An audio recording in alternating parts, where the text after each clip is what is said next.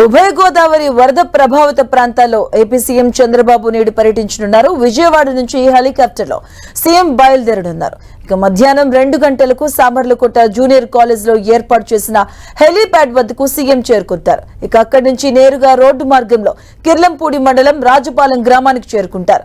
అక్కడ రాజుపాలెం గ్రామంలో వరద బాధితులను చంద్రబాబు పరామర్శించనున్నారు.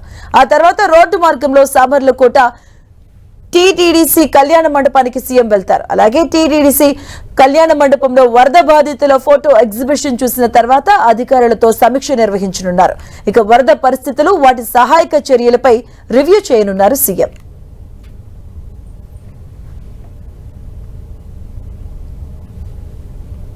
ఇటీవలే కురిసిన వర్షాలకు ఉత్తరాంధ్ర వరదల్లో చిక్కుకుంది. విశాఖ నుంచి శ్రీకాకుళం వరకు ఇటీవల భారీ వర్షాల నుంచి అతి భారీ వర్షాలు 3-4 రోజుల పాటు జోరెత్తించాయి.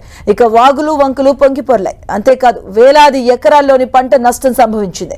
కొండ చర్యలు విరిగిపడి రాకపోకలు స్తంభించాయి.